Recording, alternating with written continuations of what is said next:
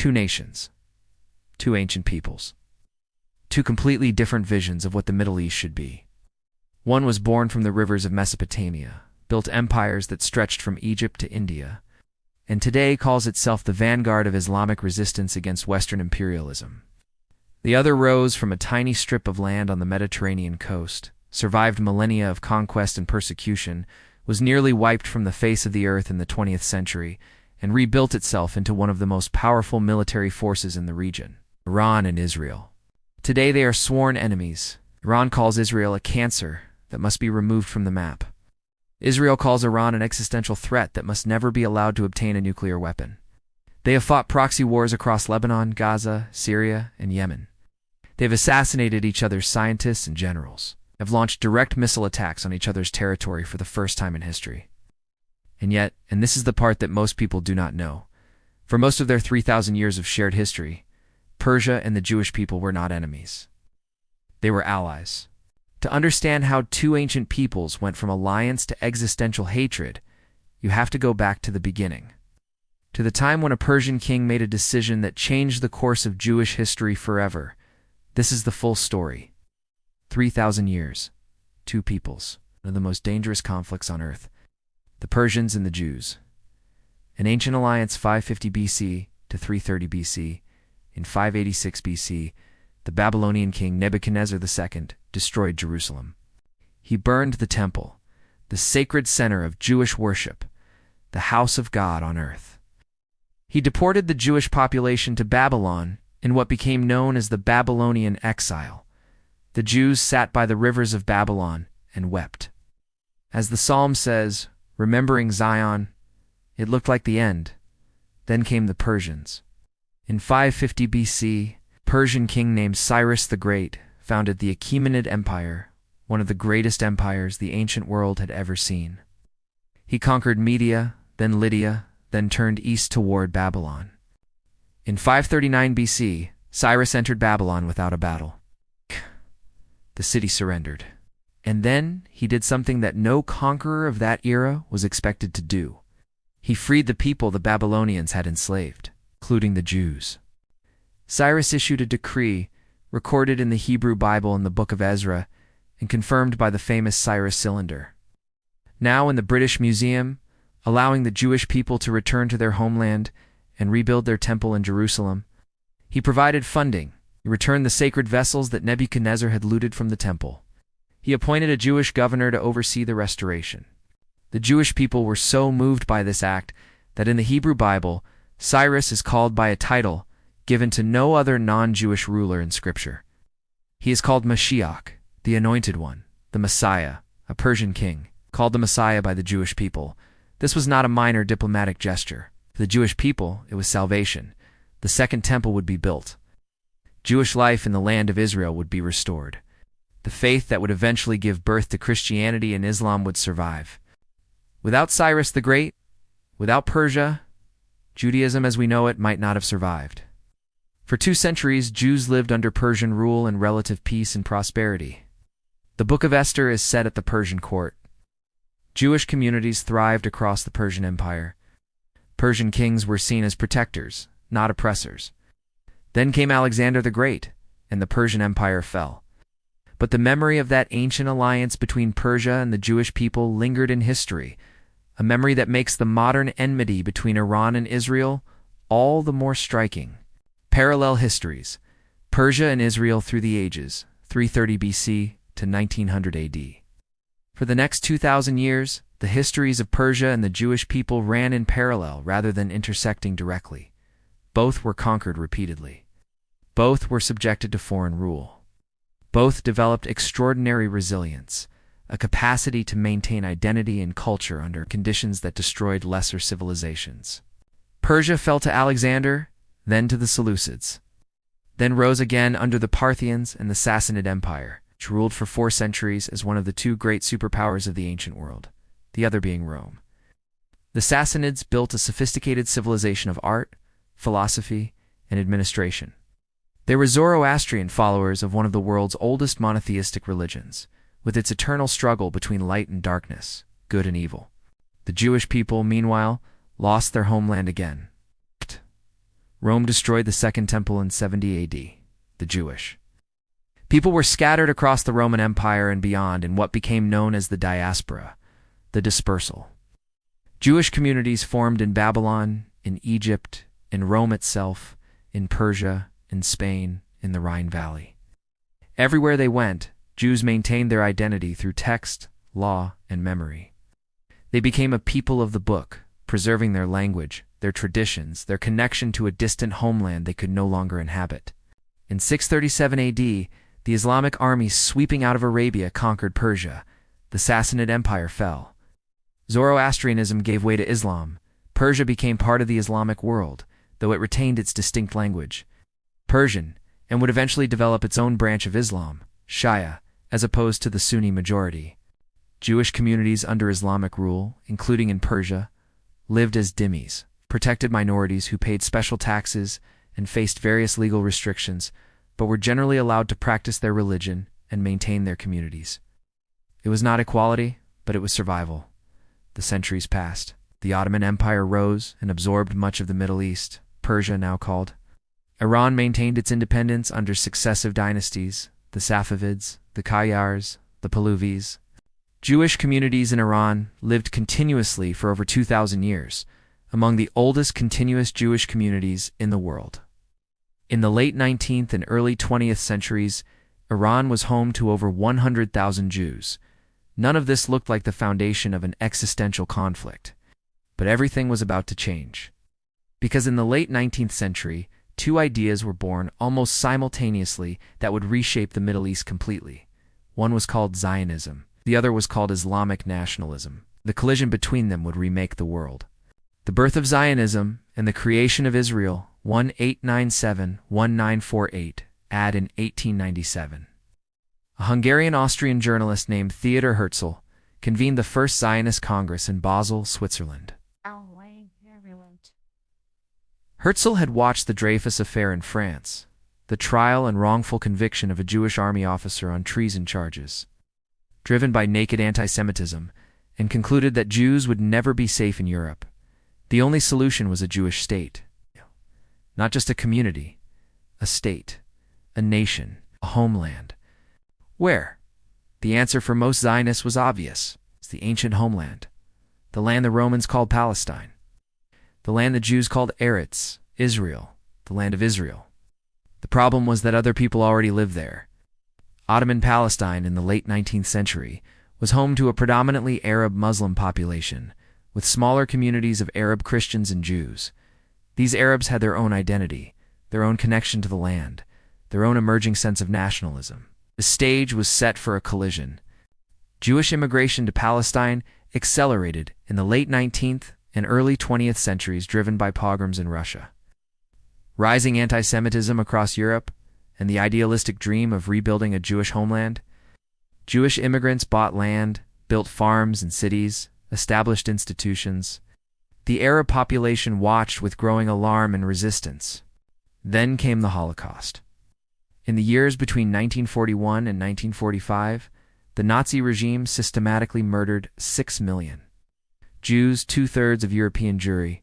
The scale of the catastrophe was beyond human comprehension. Entire communities that had existed for 1,000 years were erased. The gas chambers of Auschwitz, Treblinka, Sobibor, and dozens of other death camps consumed families, villages, cities. When the war ended and the world confronted what had happened, the moral case for a Jewish state became overwhelming in international opinion. In 1947, the United Nations voted to partition Palestine into 2 states, one Jewish, one Arab. The Jewish leadership accepted. The Arab leadership rejected.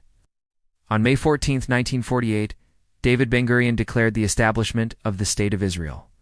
The next day, the armies of Egypt, Jordan, Syria, Iraq, and Lebanon invaded. Israel survived. More than that, it expanded its territory beyond what the partition plan had allocated. 700,000 Palestinian Arabs fled or were expelled from their homes in what Palestinians call the Nakba, the catastrophe. They and their descendants remain refugees, or the descendants of refugees, to this day. The Arab-Israeli conflict had begun.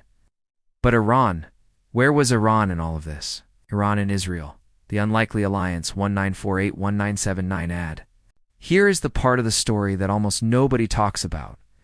For the first 30 years of Israel's existence, Iran and Israel were close allies.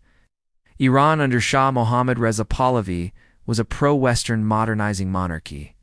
The Shah feared Arab nationalism, particularly Egyptian President Nasser, who threatened to spread his pan-Arab ideology across the region. He feared Soviet influence, and he needed oil revenue, trade partners, and security relationships. Israel fit perfectly. The two countries established informal diplomatic ties.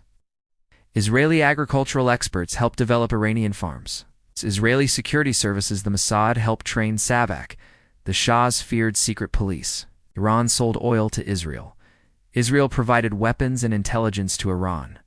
They had a name for this relationship, the periphery doctrine. Israel's strategy was to build alliances with known Arab countries on the periphery of the Arab world, Iran, Turkey, Ethiopia, to counterbalance the Arab states that surrounded and threatened it. It worked remarkably well. Iranian Jews lived with relative security under the Shah. Israeli tourists visited Tehran. Israel's national airline flew regular flights between Tel Aviv and Tehran. Israeli and Iranian business people, diplomats, and officials moved between the two countries freely. If you had told an Israeli or an Iranian diplomat in 1970 that within a decade their countries would be mortal enemies, they would have thought you were delusional. Then came 1979, and everything changed. The revolution that changed the world. 1979 ad. On February 1st, 1979, Ayatollah Ruhollah Khomeini stepped off an Air France plane at Tehran's Mehrabad airport and was greeted by millions of Iranians. He had spent 15 years in exile, first in Iraq, then in France, while the Shah's regime struggled with growing opposition. The Iranian revolution that swept the Shah from power was not a single movement. It was a coalition of students, leftists, nationalists, merchants, and religious conservatives, united only in their opposition to the Shah and his American backers. Khomeini outmaneuvered them all. Islamic Republic of Iran that emerged from the revolution was built on a revolutionary ideology that combined Shia Islam with fierce anti-imperialism. Its enemies were defined clearly: the United States, the Great Satan, and Israel, the Little Satan. One of Khomeini's first symbolic acts was to hand over the Israeli embassy in Tehran to Yasser Arafat and the Palestinian Liberation Organization. The logic of the Islamic Republic required Israel's delegitimization. The Palestinian cause became central to Iranian foreign policy, not because Iran cared primarily about Palestinians as people, critics would argue, but because opposition to Israel was a way of positioning Iran as the leader of the Muslim world, challenging Arab governments that Iran accused of being too passive, too pro-Western, too willing to accept the existence of a Jewish state in the heart of the Islamic world. Israel watched the revolution with horror. Overnight, a close ally had become an ideological enemy. An intelligence partner had become a state sponsor of groups dedicated to Israel's destruction. Source of oil had become a hostile power. And within a year, something happened that would deepen the enmity still further. In September 1980, Iraqi President Saddam Hussein invaded Iran. The Iran-Iraq War lasted 8 years. It killed perhaps 1 million people. It was fought with weapons supplied in part by the United States, France, and the Soviet Union, all backing Iraq against the revolutionary Islamic Republic. Israel did something that shocked everyone. In the early years of the war, Israel secretly supplied weapons to Iran. Why? Because Israel feared Iraq more than Iran at that moment. Saddam Hussein was an Arab nationalist with ambitions to dominate the region and destroy Israel. Iran, at least, was a Persian nation with no territorial claims on Israel directly. The famous Iran-Contra affair, in which the United States secretly sold weapons to Iran and used the proceeds to fund Nicaraguan rebels, was in part an Israeli idea brokered by Israeli intelligence. Even as enemies, Iran and Israel were doing secret business, but the ideological hostility was real and growing. Iran was building something that would become the central instrument of its strategy against Israel. Hezbollah and the proxy war begins 1982-2006 AD. In 1982, Israel invaded Lebanon, launching a massive military operation aimed at destroying the Palestine Liberation Organization, which had been using Lebanon as a base for attacks on northern Israel. The invasion succeeded in expelling the PLO leadership, but it created something far more dangerous. In the chaos of the Lebanese civil war, With Iranian Revolutionary Guards operating in the Bekaa Valley, a new organization was born, Hezbollah, the Party of God. Funded, trained, armed, and ideologically inspired by the Islamic Republic of Iran. Hezbollah combined genuine social services, hospitals, schools, welfare networks for poor Shia Lebanese with a military wing of extraordinary capability and a theological commitment to Israel's destruction. In 1983, Hezbollah, or forces linked to it, carried out the deadliest attack on American military personnel since World War II, a truck bomb that destroyed the U.S. Marine barracks in Beirut, killing 241 American servicemen. American forces withdrew from Lebanon. Hezbollah learned a lesson. Spectacular violence works. Throughout the 1980s and 1990s, Hezbollah grew into the most powerful non-state military force in the world. It fired rockets into northern Israel. It carried out terrorist attacks around the globe, including bombing a Jewish community center in Buenos Aires in 1994, killing 85 people. Israel responded with targeted assassinations, airstrikes, and ground operations. None of them destroyed Hezbollah. Some of them strengthened it by generating sympathy among Lebanese Shia who experienced Israeli military power as oppression. In 2006, after Hezbollah crossed the border and kidnapped 2 Israeli soldiers, Israel launched a full-scale war in Lebanon. 34 days of intense fighting destroyed much of Lebanon's infrastructure and killed over 1,000 Lebanese and around 160 Israelis, but Hezbollah survived. Its leader Hassan Nasrallah emerged from his bunker to claim with considerable justification that a non-state organization had fought the Israeli military to a standstill. It was the first time in its history that Israel had failed to achieve a clear military victory. Iran celebrated.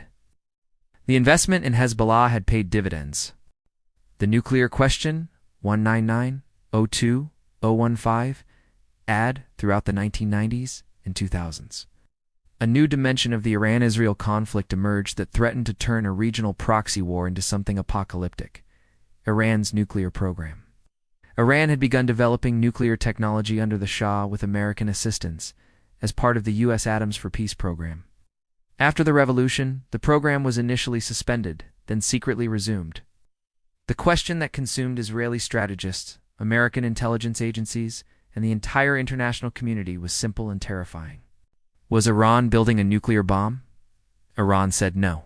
It's a nuclear program, it insisted, was entirely for civilian energy purposes. It had the right, as a signatory to the Nuclear Non-Proliferation Treaty, to enrich uranium for peaceful use. Israel said, "We don't believe you. Given our history, we cannot afford to be wrong." The Israeli argument was straightforward. Iran's leadership had repeatedly called for Israel's elimination. Iran with nuclear weapons would be an existential threat, not just a regional threat. Deterrence might not work against a regime whose ideology embraced martyrdom. The Holocaust had taught the Jewish people that when someone says they want to kill you, you should believe them. Iran's argument was equally coherent from its perspective. Israel has nuclear weapons, an open secret, though Israel practices deliberate ambiguity, neither confirming nor denying. The United States, which Israel's enemies see as Israel's sponsor and protector, has thousands of nuclear warheads. Iran, surrounded by nuclear powers and facing the most sophisticated military in the region, saw its own nuclear capability as a rational deterrent. The shadow war over Iran's nuclear program became one of the most consequential intelligence conflicts in modern history. Israeli and American intelligence carried out a joint operation called Olympic Games, deploying a computer virus called Stuxnet that physically destroyed centrifuges in Iran's Natanz nuclear facility by making them spin out of control while their operators watched readings that showed everything was normal. It was the first known cyber weapon to cause physical destruction in the real world. It set back Iran's nuclear program by years. Iran also blamed Israel for the assassinations of several of its top nuclear scientists, men shot by motorcyclists, killed by magnetic bombs attached to their cars in Tehran traffic. Iran vowed revenge. In 2015, after years of negotiations, Iran and 6 world powers, the United States, the United Kingdom, France, Germany, Russia, and China, reached the Joint Comprehensive Plan of Action. The JCPOA, the Iran nuclear deal, placed strict limits on Iran's nuclear enrichment, in exchange for relief from economic sanctions. Israel opposed the deal vehemently. Israeli Prime Minister Benjamin Netanyahu flew to Washington and addressed the U.S. Congress in an extraordinary intervention, arguing that the deal would not prevent Iran from getting a nuclear weapon, but would simply delay it while giving Iran billions of dollars to fund its proxy forces. The Obama administration proceeded anyway. In 2018, President Donald Trump withdrew the United States from the deal unilaterally, a decision Netanyahu had actively lobbied for. Iran responded by accelerating its nuclear enrichment. By the early 2020s, Iranian uranium enrichment had reached levels to 60%, close to the 90% needed for weapons-grade material that brought it closer to nuclear breakout capability than at any point in its history. The most dangerous game in the Middle East was still being played. The axis of resistance vs. the Abraham Accords 2011-2023 AD. The Arab Spring of 2011 reshuffled the Middle East in ways that neither Iran nor Israel fully anticipated. For Iran, the chaos created opportunities. As Arab governments fell or weakened, Iranian influence expanded. Syria's Bashar al-Assad, a crucial link in Iran's axis of resistance connecting Tehran to Hezbollah and Lebanon, faced a massive uprising. Iran poured in troops, money, and weapons to keep Assad in power. Russia did the same. Assad survived at the cost of 500,000 lives. Iranian influence spread into Iraq, where Shia militias trained and funded by Iran's Revolutionary Guards became the dominant military force after the defeat of ISIS. Into Yemen, where Iran backed the Houthi movement against a Saudi-led coalition. Into Gaza, where Iran provided weapons and funding to Hamas, the Palestinian Islamist movement that had seized control of the Gaza Strip in 2007. Israel watched as Iran constructed what military planners called the Ring of Fire, a network of armed proxy forces surrounding Israel on multiple fronts. Hezbollah, to the north with an estimated 150,000 rockets pointed at Israel. Hamas in Gaza, Shia militias in Iraq and Syria, the Houthis in Yemen. The strategic vision was explicit and long-term to encircle Israel with armed enemies capable of overwhelming its defenses through simultaneous attack. But something was happening on the diplomatic front that threatened to fundamentally change the regional equation. In 2020, under American brokerage, Israel signed the Abraham Accords normalization agreements with the United Arab Emirates, Bahrain, Morocco, and Sudan. For the first time, Arab states were normalizing relations with Israel not in exchange for Israeli withdrawal from Palestinian territories, but simply as a strategic and economic choice. More significantly, Saudi Arabia, the largest Arab country, custodian of Islam's holiest sites, Iran's primary regional rival, began moving toward its own normalization with Israel. It's the prospect of a Saudi-Israeli alliance, potentially including a mutual defense treaty with the United States, was a strategic nightmare for Iran. If Saudi Arabia and Israel normalized relations, the Arab world's united front against Israel, always more rhetorical than real, would effectively be over. Iran's claim to lead the Muslim world in resistance against Israel would be dramatically weakened. Something had to be done to stop it. October 7 and the war that followed, 2023-2024 AD. On October 7, 2023, at 6:29 in the morning, Hamas launched an attack on Israel of a scale and brutality that nobody had anticipated. Thousands of rockets fired simultaneously. 2,400 Hamas fighters crossing the border through dozens of breaches in the Gaza security fence. Kibbutzim, the small agricultural communities near the Gaza border, attacked house by house. A music festival in the desert, where young Israelis had gathered to dance through the night, became a killing field. By the end of that day, approximately 1,200 Israelis had been killed, the largest single-day massacre of Jews since the Holocaust. Around 250 people were taken hostage into Gaza, including babies, elderly Holocaust survivors, and foreign nationals. Israel was in shock. Hamas celebrated. Iran congratulated Hamas. Hezbollah fired rockets from Lebanon in solidarity. The Saudi normalization talks, which had been advancing seriously, collapsed immediately. The Palestinian cause was back at the center of the Middle East. Whether Iran knew in advance the precise details of the October 7th attack remains disputed. Iran claimed it was surprised. Israeli and American intelligence suggested Iranian involvement in planning at some level.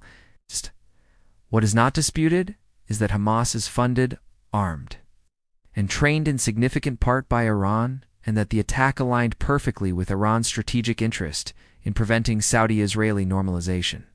Israel's response was total. Israeli military launched a ground invasion of Gaza, aimed at destroying Hamas's military and governing capacity. The scale of destruction in Gaza was staggering. By the end of 2024, over 40,000 Palestinians had been killed. According to Gaza health authorities, the majority civilians, including an enormous number of children. Gaza cities were reduced to rubble. The humanitarian catastrophe drew condemnation from around the world, including from many of Israel's traditional allies. Israel argued it was fighting a war for survival against a genocidal enemy that deliberately embedded its military infrastructure in civilian areas, hospitals, schools, mosques. Hamas argued that Israel's response amounted to collective punishment of the civilian population. Both things could be simultaneously true. The war spread beyond Gaza. Hezbollah escalated its rocket attacks on northern Israel. The Houthis in Yemen began attacking Israeli-linked shipping in the Red Sea, disrupting global trade routes. Iranian-backed militias in Iraq fired drones at American bases. And then, for the first time in history, Iran and Israel attacked each other directly. In April 2024, after Israel struck what it said was a military target in the Iranian consulate in Damascus, killing several Iranian Revolutionary Guard commanders, Iran launched a direct attack on Israeli territory. Over 300 drones and missiles were fired at Israel. The attack was defended by Israel, the United States, the United Kingdom, France, and quietly but significantly several Arab states, including Jordan, which shot down Iranian drones in its airspace. Nearly all of the projectiles were intercepted. Damage was minimal. Israel retaliated with a strike inside Iran, a demonstration that Israel could reach any target in Iran if it chose to. The two countries had crossed a threshold that neither had crossed before. The shadow war had become briefly a direct war. The question of whether it would become something larger, whether the cycle of escalation would spiral into a full regional conflict, hung over the entire Middle East. Two perspectives on the same conflict. This story, like all stories, looks different depending on where you are standing. From the Israeli perspective, Israel is a small country, smaller than New Jersey, surrounded by enemies who have declared their intention to destroy it. Was founded in the aftermath of the Holocaust. It's a systematic murder of 6 million Jews. Its citizens live with an existential reality that most people in comfortable Western countries cannot imagine, that their country's elimination is the stated goal of a regional power with ballistic missiles and a nuclear program. Iran is not merely a rival. Iran is a regime whose supreme leader opens speeches by leading crowds in chants of death to Israel, a regime that funds and arms groups dedicated to killing Israeli civilians, a regime that has called the Holocaust a myth while threatening to complete what Hitler started. When Israel acts aggressively, assassinating Iranian scientists, bombing weapons convoys in Syria, conducting operations deep inside Iran, it does so with the memory of what happens when Jews trust that the world will protect them. The world did not protect them in 1939. Israel has decided it will protect itself.